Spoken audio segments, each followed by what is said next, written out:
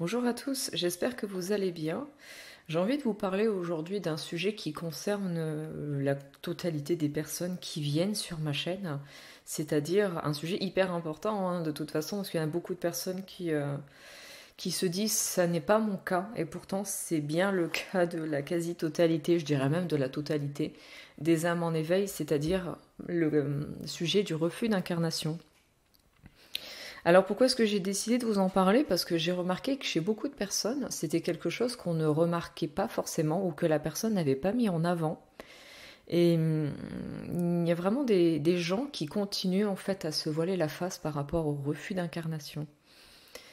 Alors déjà, dans un premier temps, le refus d'incarnation pour moi, et ça n'est que mon avis, mais en tout cas personne ne m'a montré le contraire pour l'instant, ça concerne toutes les âmes qui sont en chemin d'éveil. Chemin d'éveil, c'est-à-dire retour à soi, avoir une certaine conscience, commencer, on va dire, à mettre en avant une conscience spirituelle, une conscience plus grande, une conscience du tout, une conscience de l'humanité. Et c'est vraiment le propre aux âmes qui ont maintenant, on va dire, un certain bagage. Un certain bagage et avec tout ce qui va avec, c'est-à-dire le karmique, le transgénérationnel et toutes ces choses absolument merveilleuses. Du coup, je pense que je vais quand même vous faire un petit retour sur qu'est-ce que c'est être une vieille âme ou une âme en éveil, parce qu'il y a beaucoup de personnes qui se disent comment est-ce que je peux le savoir, est-ce qu'il y a quelque chose de particulier, est-ce que je dois faire une lecture d'âme ou je ne sais pas quoi. La réponse est non. À partir du moment où de toute façon vous commencez à avoir un éveil spirituel, à partir du moment où vous avez des capacités pour certains, pas tout le monde, pas forcément tout le monde, mais à partir du moment où vous avez certaines capacités médiumniques qui se mettent en avant, c'est pas pour rien. C'est juste que ben oui, l'âme a un certain vécu, pas forcément en nombre d'incarnations, mais plutôt, je pense qu'on peut plus qualifier ça en termes de sagesse, même si pour moi la sagesse vient de l'expérience. Ça veut pas forcément dire que vous avez eu 5 millions de vies. Il y a des personnes qui peut-être auront eu moins d'incarnations, mais autant d'expériences. Tout dépend des chemins que vous avez décidé de franchir et comment est-ce que vous avez décidé de goupiller votre cheminement pour arriver à votre degré de sagesse souhaité et voulu. Pourquoi est-ce que j'ai décidé de noter dans le titre que c'était le fléau du parcours d'éveil? Parce que tout simplement, je pense qu'à partir du moment où on est une âme en éveil, on ne peut pas faire sans ce refus d'incarnation. Quand on a atteint une certaine sagesse au niveau de l'âme, il y a un quota, je pense, je ne sais même pas si on peut dire ça véritablement un quota, il y a une souffrance, il y a une indifférence, et encore le terme n'est pas bon. Le terme indifférence n'est pas bon. C'est-à-dire qu'à partir du moment où vous êtes une âme éveillée, vous avez en règle générale deux façons de réagir. Soit vous pouvez réagir en étant dans je vais pas dire dans la virulence, mais vous pouvez avoir un regard très critique, très, non pas méchant non plus, mais vous comprendrez ce que je veux dire par la suite. Il y a des personnes en fait qui vont être dans la résistance, qui vont être dans la lutte par rapport à ce monde, par rapport à ce qui s'y passe, en disant c'est pas possible, les gens ne voient rien, c'est une catastrophe. On voit bien que ce monde, il est en train de partir en cacahuète, comme on dit tout le temps, où c'est vraiment une catastrophe.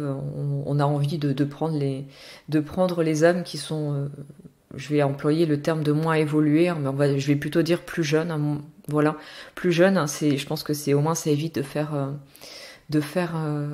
une sorte de critique en disant que les âmes moins évoluées sont forcément moins intéressantes, moins intelligentes ou quoi que ce soit. Ça veut juste dire qu'elles ne sont pas à ce stade de sagesse, à ce stade de l'incarnation. Elles ont encore des choses à expérimenter et c'est comme ça, il faut l'accepter tout simplement. Mais actuellement, on a énormément de personnes qui sont justement encore dans un chemin d'expérience et qui sont encore des âmes plutôt jeunes avec une certaine insouciance. On les repère, c'est ces personnes qui se foutent un petit peu de ce qui se passe, se foutent de l'environnement, se foutent de la planète, se foutent des autres, de ce qui se passe. C'est moi, moi, uniquement moi, mon ego, moi, ma vie. Toi, tu souffres, on s'en fout. Si moi j'ai décidé de faire ça, je le ferai. Et si ça pénalise quelqu'un, si ça pénalise la planète ou quoi que ce soit, l'humanité, je n'en ai strictement rien à faire. Et est-ce qu'on peut les blâmer? Ben, la réponse est non, parce qu'elles ont encore ce chemin à faire pour arriver vers elles, hein, vers de plus grandes conscientisations. Vous pouvez de toute façon vous acharner autant que vous le voulez. Tant que ces personnes n'ont pas vécu autant d'expériences que nécessaire pour arriver à une certaine conscience, un certain degré de conscience, c'est peine perdue en fait. Vous allez vous battre contre de l'air. C'est vraiment vous allez vous épuiser pour rien. Donc déjà ça, c'est un premier point à savoir, parce que je sais que beaucoup de personnes, à partir du moment où vous arrivez dans un chemin d'éveil, vous allez avoir cette lutte, la lutte et l'envie de faire grandir les autres, de leur inculquer certaines choses, certains savoirs, mais il y a certaines personnes où vous allez comprendre que c'est fermé. C'est fermé, c'est juste que ces personnes n'ont pas décidé d'en arriver là, elles ont encore des choses à comprendre. C'est un petit peu comme si, sans aspect négatif, cette vidéo n'a pas pour but de vous créer un ego spirituel, de vous faire comprendre ou de vous faire penser que vous êtes supérieur aux autres. Attention, hein. Ça c'est un point que je vais mettre en exergue immédiatement. Le but n'est pas vous dire je suis une vieille âme, je suis supérieur aux autres, c'est non. Vous n'êtes pas supérieur à qui que ce soit, très honnêtement. Il n'y a pas une vieille âme a plus de valeur qu'une jeune âme, absolument pas. Il y a une bienveillance à avoir véritablement par rapport au chemin d'incarnation de toute âme. Et ça, c'est vraiment un point où je vous le dis tout de suite. Si c'est pour vous penser supérieur à quelques autres âmes, etc., vous pouvez couper la vidéo et très honnêtement, c'est non. Moi, ça ne m'intéresse pas de nourrir un ego spirituel. Mon but là est véritablement de vous faire comprendre qu'est-ce qui se passe quand on est une vieille âme et comment est-ce qu'on sent la chose. C'est peut-être une prévention justement par rapport à ça. Parce que oui, certains dépensent beaucoup d'énergie, énormément d'énergie pour essayer de convaincre les autres, de leur faire comprendre par A plus B qu'ils n'ont pas la bonne vision des choses, que c'est pas comme ça qu'il faut faire. Mais ça ne sert à rien en fait. Quand les personnes n'auront pas décidé d'en arriver à ce degré de conscience, c'est véritablement une peine perdue, ça je vous le dis tout de suite. Et on passe tous justement quand on est sur ce parcours, on finit vraiment toujours par avoir ce moment où on va essayer de faire suivre les autres, où on va vraiment essayer de faire en sorte à ce que la famille, à ce que certains proches puissent nous suivre dans ce développement. Et malheureusement, on remarque que quand c'est fermé, c'est pas possible. Alors est-ce qu'on continue d'être en lien avec ces personnes? Ça, c'est votre choix personnel. Mais ne perdez pas votre énergie en fait par rapport à ça. Maintenant, il y a le deuxième penchant, j'ai envie de dire, de l'éveil, c'est-à-dire qu'il y a des personnes qui vont finalement complètement disparaître. Et là, c'est en règle générale plutôt la stratégie, je vais pas dire de début d'éveil, parce qu'il y a certaines personnes qui vont quand même beaucoup évoluer, mais qui vont rester dans cette phase, c'est-à-dire la phase de rester dans l'ombre. Et quand je dis dans l'ombre, c'est pas négatif, c'est pas dire que vous êtes du côté sombre et que vous êtes dans le bas astral, dans tout ce qui est négatif, mais bien qu'il y a certaines personnes qui, à défaut de montrer qui elles sont, de propager, de partager même leurs vibrations, vont rester totalement cloîtrées dans leurs univers, cloîtrées chez elles. Et là, on parle de refus d'incarnation, des personnes qui, franchement, vont tout faire, mais vraiment tout faire pour s'auto-saboter et faire en sorte à ce que l'univers ne sache pas que... dans l'univers, j'entends vraiment l'ensemble de l'humanité. La personne va faire en sorte à ce qu'on ne la voit pas, à dire non, je n'existe pas, je ne suis pas là, faites comme si je n'étais pas là. Alors, on peut parler de blessures, de rejet, mais attention, pas que. On n'oublie pas déjà que tout le monde possède toutes les blessures de l'âme, ça c'est une évidence. Si vous pensez qu'il y en a une qui est passée à la trappe, vous êtes mis le doigt dans l'œil. On les a véritablement toutes. Mais ce qui se passe, c'est que quand on arrive vraiment à un certain degré de sagesse, euh, et qu'on est une vieille âme ou une âme élevée, hein, une âme qui, voilà, à partir de ce moment-là où vous avez acquis un certain degré de conscience, vous allez arriver à cette vision de la vie qui est difficile, on va le dire très clairement, très souffrante. On va regarder les autres, je vais extrapoler hein, à l'extrême, on va regarder vraiment ce monde comme un monde de souffrance. Regarder les âmes autour de nous comme de parfaits abrutis. Je vais employer vraiment les termes parce que je pense que ça va parler à beaucoup de personnes. On va se dire mais qu'est-ce qui se passe en fait? Pourquoi je me retrouve ici avec autant de personnes autour de moi où j'ai l'impression que ces personnes mais sont d'un autre univers en fait. On n'a pas les mêmes priorités, on n'a pas la même vision des choses. On voit ces personnes se crever au travail, se crever dans cette routine qu'on métro boulot dodo qu'on trouve mais d'une débilité mais complètement folle. On voit ces personnes avoir des activités où on se dit mais que ce n'est pas possible. Par exemple, voilà, être dans une insouciance complète, être dans un non-respect de soi, un non-respect des autres. Voilà, avoir des activités telles que je vais passer mon temps à m'enivrer, oui, à boire à outrance, à massacrer mon corps, à passer mon temps à fuir dans ce genre de choses, ou avoir un non-respect de soi à l'extrême, à avoir peut-être cumulé des relations et donc se pourrir énergétiquement, parce que c'est véritablement le cas. Et on peut avoir ce regard critique en disant mais qu'est-ce que je fous ici en fait? Mais ils viennent d'où ces personnes? Mais il y a peut-être eu quelque chose. Enfin, je pense qu'il y a un problème. Hein. Il y a un problème, moi je suis pas d'ici. Hein. Je suis pas d'ici, je ne comprends pas, je n'arrive pas à tisser de lien avec ces personnes parce qu'on a vraiment l'impression de pas d'être supérieur, mais d'être différent à un point où ça n'est juste pas possible de correspondre, d'être capable d'être en lien avec les autres. Et c'est là où c'est un véritable piège avec ce refus d'incarnation, c'est qu'on se dit, vu qu'on est différent, vu qu'on n'arrive pas à être en lien avec ces personnes, à quoi ça sert?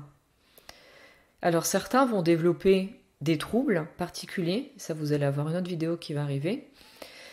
D'autres vont se réfugier dans des addictions, drogue, alcool, tout ce qui va avec, jeux vidéo, sexe, tout peut y passer. Hein. Même les jeux vidéo et tout ça, ça reste un refus d'incarnation. Mais il y a autre chose, c'est que quand vous êtes dans ça, dans ces addictions, je n'aime pas véritablement le terme d'addiction parce que des fois, on ne peut pas forcément dire que c'est une addiction. Pour moi, il y a une différence. Il y a vraiment un distinguo à faire entre une addiction et une fuite énergétique. Il y a des personnes qui vraiment, voilà, vont pas réussir à arrêter de boire de l'alcool sans arrêt pour s'enivrer au point de quitter cette réalité dans un sens. Là, ça vous renvoie plus à un corps de souffrance. Et là, il y a une vidéo que vous pouvez aller voir directement si vous ne savez pas ce que c'est. Ça vous renvoie directement à un corps de souffrance, à quelque chose qui est très lourd, qui est pesant chez vous et qui convient de guérir. Par contre, il y a certaines personnes où le corps de souffrance, il n'est pas forcément gigantesque, mais vous allez vouloir fuir par tous les moyens, donc fuir par l'alcool, fuir par la drogue. La drogue, on a de tout, hein. Il y a le cannabis, il y a l'ecstasy, il y a un choix assez large maintenant, j'ai envie de vous dire, par rapport à tout ça. Mais les fuites énergétiques peuvent être beaucoup plus vicieuses. J'entends par là, par exemple, des personnes qui vont se mettre à corps perdu dans une passion. Par exemple, ça a pu être mon cas avec la musique, hein, où j'étais toute la journée, des heures et des heures, 7 à 8 heures à jouer de la guitare ou du piano par jour, en me disant, bah ouais, mais c'est une passion, c'est quelque chose qui me nourrit. Bah non, c'est juste que voilà, t'as pas envie de t'incarner, donc tu vas partir là-dedans, tu vas faire ça. Il y a d'autres personnes, c'est le dessin. D'autres, c'est une activité physique, un sport, ou tout simplement aller se perdre dans la nature ou des choses comme ça. Mais il y a aussi une autre fuite énergétique dont j'ai vraiment beaucoup parlé, hein, et certaines personnes le savent que c'est un petit peu quelque chose contre lequel je râle beaucoup.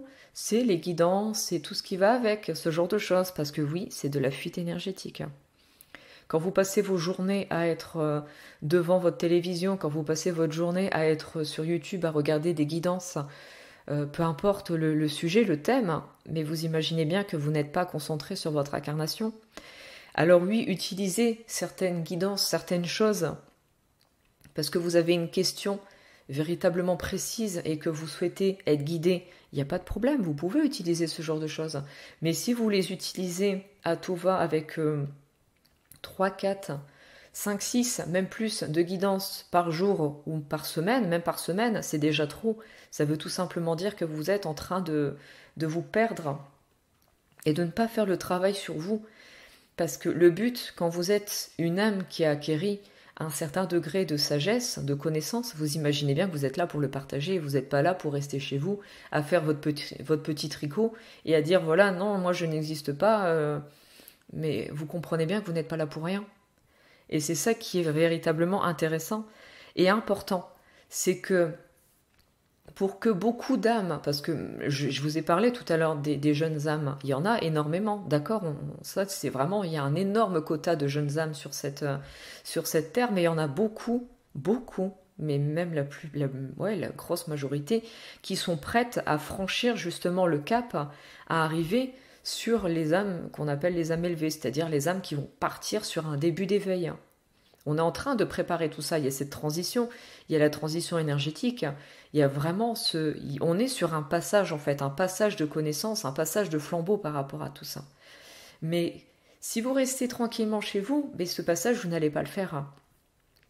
Et le but, quand on est sur un parcours d'éveil, c'est d'apprendre justement à être dans un juste milieu qui va faire qu'on doit avoir de la bienveillance envers chaque âme, peu importe quel est son degré.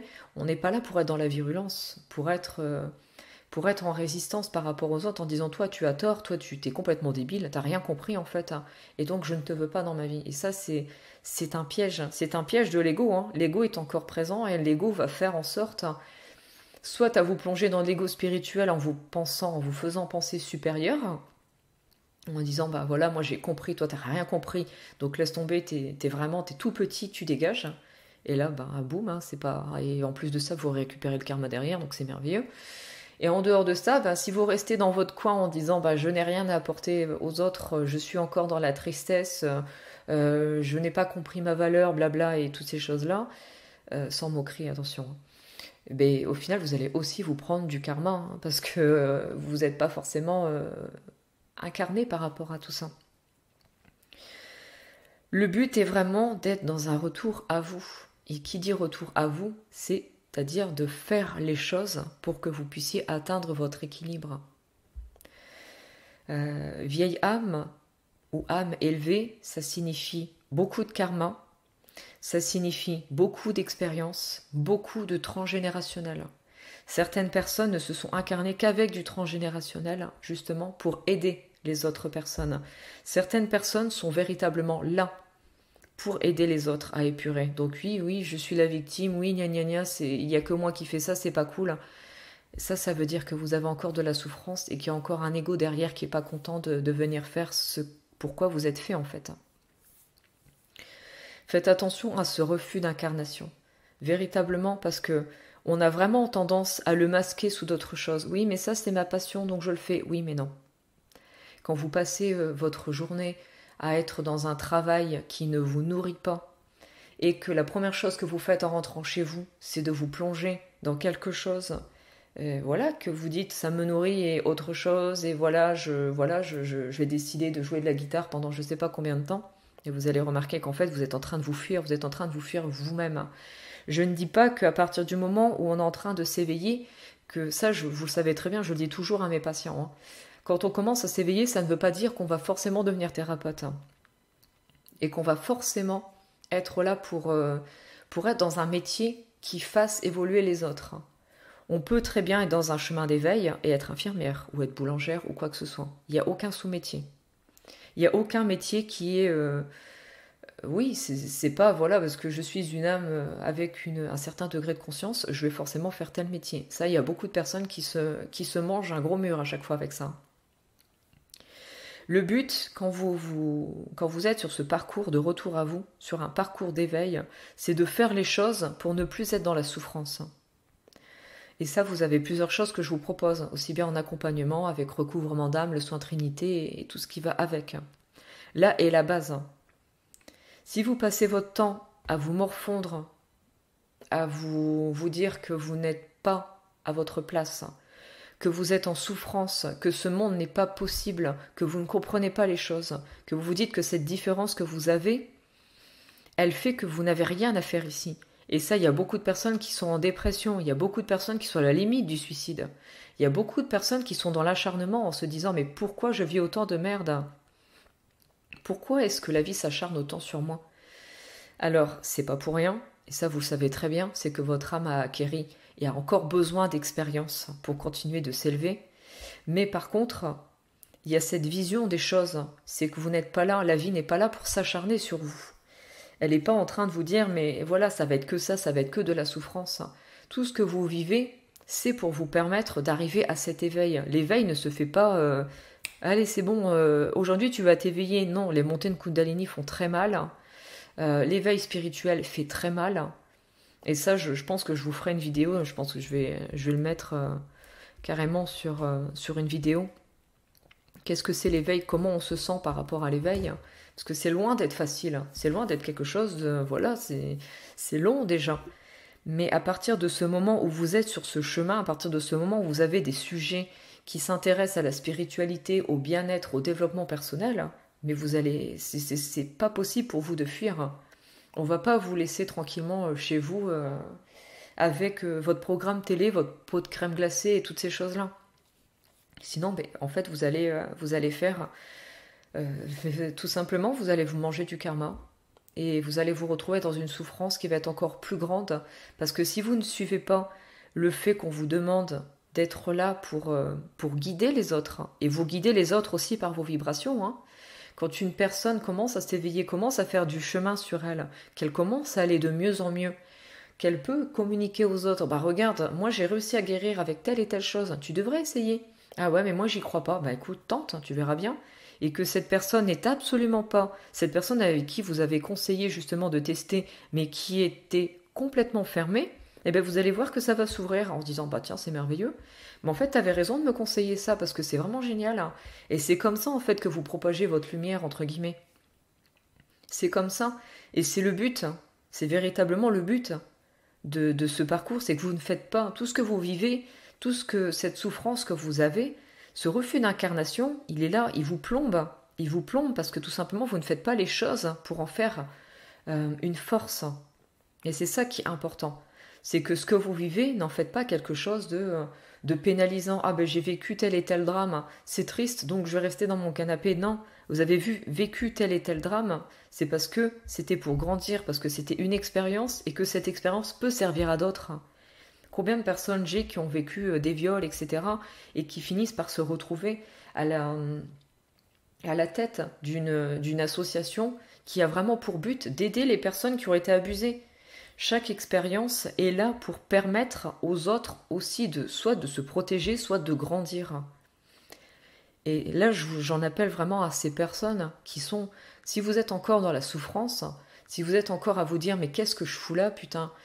Pourquoi est-ce que la vie continue de s'acharner sur moi? Quel est le but de tout ça? Il y a des personnes, et c'est mon cas par exemple, on est vraiment là pour vous guider par rapport à ça, pour vous dire que tout s'explique, que derrière il y a quelque chose qui peut vous arriver, quelque chose de lumineux, quelque chose de top, quelque chose de cool.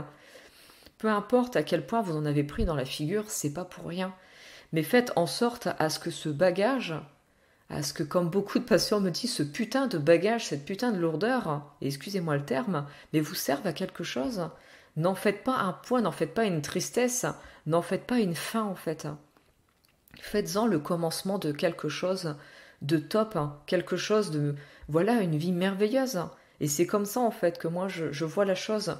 C'est vraiment que ce refus d'incarnation, vous devez le transmuter en quelque chose de positif, en une fierté en fait. Vous êtes là pour montrer montrer une sorte d'exemple. Montrer l'exemple, aider les autres, les guider, leur dire moi je teste ça et teste peut-être que toi ça va le faire. Et peu importe votre niveau, même si vous n'êtes pas avec une guidance, même si vous n'êtes pas avec des capacités médiumniques, même si vous n'êtes pas avec un métier dit thérapeutique, mais on s'en fout en fait. À partir du moment où vous travaillez sur vous, à partir du moment où vous vous élevez, vous avez déjà quelque chose à apporter aux autres. Et tout le monde a quelque chose à apporter, évidemment, hein, même les jeunes âmes, parce qu'elles sont là pour nous permettre d'évoluer, d'avancer, et de se dire que, ben oui, on doit être dans la bienveillance, on doit comprendre que tout le monde n'est pas sur le même parcours. Mais sincèrement, je pense que beaucoup trop de personnes restent encore, oui, enfermées dans leur douleur, enfermées dans le fait que, ben oui, on n'a pas l'impression en fait d'être ici à sa place, peut-être, mais comprenez pourquoi. Et comprenez que vous êtes toujours en train de fuir énergétiquement. Ce qu'on vous demande, c'est d'incarner qui vous êtes, qui vous allez être ici. Alors oui, je ne vais pas vous dire que vous allez être un gourou surpuissant, je ne vais pas vous dire que vous allez être la médium ou le médium de l'année, mais ça on s'en fout en fait. Peu importe. Le but, à partir du moment où vous êtes sur un chemin d'éveil, c'est de comprendre que cette souffrance, que ce refus d'incarnation, vous allez pouvoir vous en défaire et vous allez pouvoir aller vers une vie lumineuse. Mais le chemin, vous devez l'initier, vous devez le faire. Et vous n'allez pas le faire en étant dans la fuite, vous n'allez pas le faire en restant dans vos blessures, vous n'allez pas le faire en continuant d'être sur votre canapé avec votre pot de crème glacée, même si c'est une activité qui peut être parfois intéressante. Mais tout a un juste milieu en fait. Si par exemple, oui, vous prenez le temps de regarder une série, un épisode avec un pot de crème glacée parce que ça, c'est quelque chose que vous aimez, d'accord, mais qu'est-ce que vous faites en dehors? Et c'est ça le principal. Regardez dans votre vie si vous êtes encore en train de fuir, si vous êtes encore dans la souffrance par rapport à tout ça. Parce qu'il y a beaucoup de personnes en fait qui se disent ouais non mais moi je suis incarné hein. Mais non parce que si vous n'êtes pas n'êtes pas aligné dans votre vie, si votre vie n'est pas fluide, si vous n'êtes pas comme on dit toujours dans l'abondance, abondance financière, abondance professionnelle, dans l'amour etc. tout ça, c'est pas pour rien. Et c'est pas que la vie s'acharne sur vous, c'est tout simplement que vous n'avez pas encore initié le changement, vous n'avez pas encore initié ce mouvement qui vous permet enfin d'être vers ce qui est là pour vous en fait. Vous avez juste à faire ce pas vers l'incarnation. Et il n'y a pas de j'ai peur, je suis pas assez, il n'y a pas de tout ça en fait. Plus vous décantez vos blessures, et plus les choses sont harmonieuses. Donc plus vous attirez des choses harmonieuses dans votre vie et non pas de la lutte. Et ça c'est important de le savoir parce qu'il y a beaucoup de patients qui me disent mais je me sens tellement différent que forcément je ne peux attirer que de l'indifférence et de la différence. Mais ça c'est pas le cas du tout en fait. À partir du moment où vous allez vous élever, vous harmoniser et guérir ces blessures, accepter votre incarnation, parce que c'est possible, évidemment, je l'ai fait, donc pourquoi pas vous. À partir de ce moment, ce que vous allez voir, c'est qu'il n'y aura pas de résistance. Personne ne sera en résistance contre vous, en fait. Même les jeunes âmes, il n'y aura plus rien. Il n'y aura absolument pas de résistance. Et vous allez être sur votre autoroute, tranquillement, en train de faire votre vie, en train d'aider les autres, indirectement. Hein. Et pourtant, voilà, vous allez pouvoir être heureux. Et je pense que c'est véritablement ça le message. Faire accepter de vous incarner pour être heureux. Faites ce chemin pour enfin être heureux. Et voilà. Enfin, je pense que c'est vraiment ce message que j'avais envie de vous passer par rapport à ce refus d'incarnation, parce que beaucoup de personnes se voilent la face par rapport à ça. J'ai beaucoup de personnes qui disent non, je ne suis pas en refus d'incarnation. Et refus d'incarnation ne veut pas dire blessure de rejet. Hein. Attention, ne faites pas ce distinguo. Parce qu'il y a des personnes aussi qui sont dans le refus d'incarnation et qui peuvent être de prédominance yang, qui peuvent être donc plus dans des blessures d'abandon. Voilà, en tout cas, j'espère que ça aura permis déjà de vous mettre en exergue certaines choses.